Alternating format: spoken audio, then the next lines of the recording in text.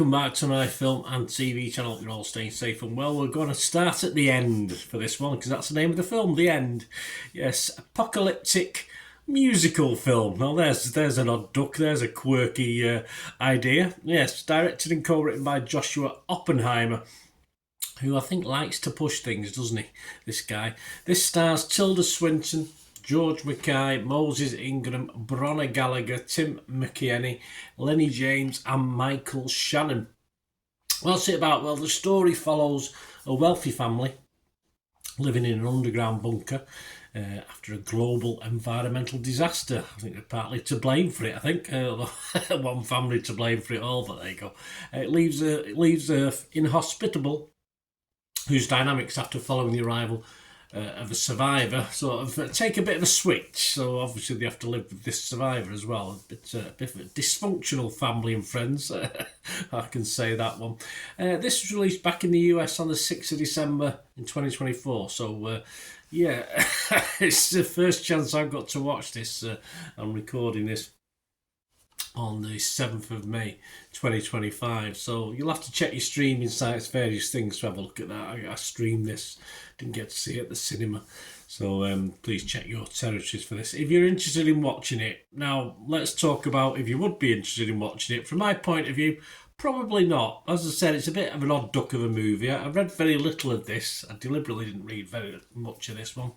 And I was a little surprised to hear a song being banged out within a couple of minutes. A little bit of a ballad, which most of the songs are in this. Bit of dancing. Not the greatest dancing in the world, but that's all part of it. There's nothing wrong with that. I am a fan of musical theatre, as you probably know if you watch my vlogs, and songs in movies. Yeah, I love all movies. There's very, very few types of genre I don't like, but the songs are pretty rubbish.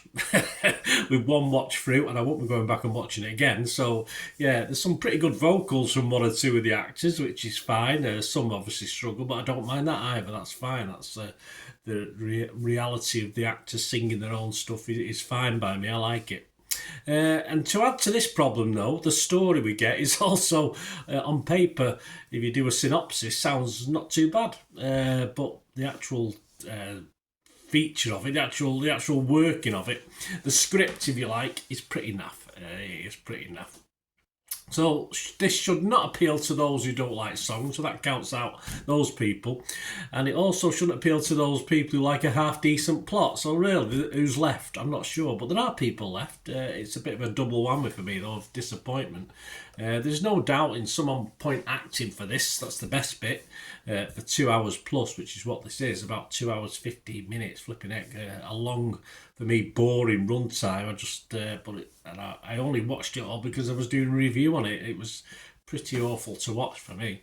Ironically, the film has potential, as I said. If you write it as a synopsis, you've got a crazy family who are probably partly to blame for what's happened, and of course you've got friends and people in there with them in this bunker, if you like, that are just as crazy as well, and then you get a sort of survivor who sort of messes up the dynamic of this personal little Eden, this weird, strange Eden, but it's all nice. They've got enough food, they've got enough oxygen, etc, etc. So then you get this survivor coming in to sort of complicate things, but nothing really works, even though, as I said, the synopsis isn't too bad. Oppenheimer is well and truly pushing things with this one. Sadly, I thought he's been a bit more of a smart ass than a smart film for me. But there is always a but, isn't there? Let's see what the hell other critics saw in this that I didn't. I'm going to read out some comments. I'm not going to comment on their comments because it's self-explanatory. They like it more than I do. Nick Shager from the Daily Beast scored this a 90 out of 100. He said, with his maiden foray into drama, the writer-director continues to prove himself one of modern cinema's true greats. Just like a bit of artwork you don't like hanging on a wall and think, oh, how the hell does anyone get any pleasure out of that? Clarice Luffrey from The Independent scored at 80. He said there's no room for the sentimental here. No Grinch hearts suddenly grow 3 sizes. That's not how it works in the real world, and Oppenheimer is interested instead in the smaller, more subtle shifts. Sheila O'Malley gave it a 63. She said the experiment of the end may not entirely work, but it is good that it exists. Really? And there were many like this, so there are a lot of people like this. Though there's one or two like me as well, or a few like me. Robbie Collin from the Telegraph scored it 40. He said, "These poor players have all handpicked their roles and are resolved to strut and fret as convincingly as they can, right up until the curtain plummets." Richard Whittaker from Austin Chronicle gave it 50 and said, "Oppenheimer never quite embraces the absurdity and madness of his own proposition." Yeah, that's what I wanted to see. And instead engaged in a surprisingly flat, tragic comedy of manners. And I'll leave the last critique to Kevin Mayer of the Times, who was simply rotten on this in Rotten Tomatoes. He said, "Slapping the audience around the head with 149 minutes of awfulness is a provocative political gesture, but it's empty too in the end." Yep, I agree. Rotten Tomatoes, 56% positivity, so 65 were fresh, 52 rotten, so 65 people like this, 117 critics. The consensus, though, the end doesn't lack for ambition or talent, but its bold vision is ill-served by a bloated runtime, a monotonous musical score, and a monotonous storyline as well, unfortunately for me. Metacritic, 65 out of 100, flipping heck, based on 34 critics. 18 were positive, 16 were mixed, and there was no negatives for this. I don't know where Metacritic get their critics from. Joe Public, generally not happy to sort of, some are okay. Rotten Tomatoes audience just 2.5 out of 5, 50%. Internet Movie Database over 2,000 scores and reviews. And yeah, for me, a very high score, 5.5. I don't know where they got the 5.5 from, but as I said, I'm in the minority on this, and I can't for the life of me were, you know, even to the extent that, yes, I was watching it, and towards the end I did have to rewind it and watch a little bit again because I dozed off. So I was tired, but I'm not going to go back and watch this again just to see if it was because I was too tired for it. My scores, I'm rotten, as you can expect, on Rotten Tomatoes, and negative on Metacritic. And I'm not going to give it a score. If I don't score something a 5, as you know, on this channel, I don't give it a score. And even if I was doing it on TikTok, I'll probably give this a lot less. Probably give it 0.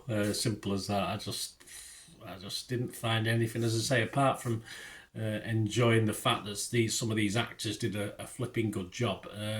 Didn't have much to work with, unfortunately, for me, but it's sort of, I'm not going to give something as Tilda Swinton a point to give the film a point. I just didn't like it.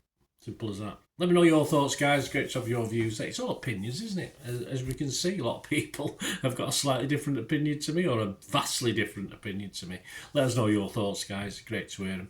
Anything on this film or anything to do with film and TV. And of course, if you like what I try and do on the channel, the way I do things, if you can help support me through the memberships or subscribers or other ways as well. All I ask is just keep listening for another minute or so, just for ways of supporting me going forward. Thanks. Just keep watching and listening. Please to help me out, guys. If you watch the ads, on this YouTube ads, that helps in a very little way, but it all helps. Watch the pennies, the pounds look after themselves, they say, don't they? Or the pennies or the 10p's look after themselves. But if you watch the ads or follow the links on the ads as well, that's always a nice way to support the channel. If you sort of hang on for it. I've done that. I watched other people's and followed the ads, just something I fancied, which does happen from time to time. Of course, you can support me by pushing that subscribe button as mentioned earlier, and that's of course pressing the button so you know when these vlogs are coming out. And of course, I'm always interested in your opinions, and of course, if you can give us a like, that'd be wonderful as well. So thanks for watching, guys. Hopefully I'll join you very, very soon with something else. Until we meet again, I'll never ask one thing, don't I? Please stay safe, everyone. Bye for now.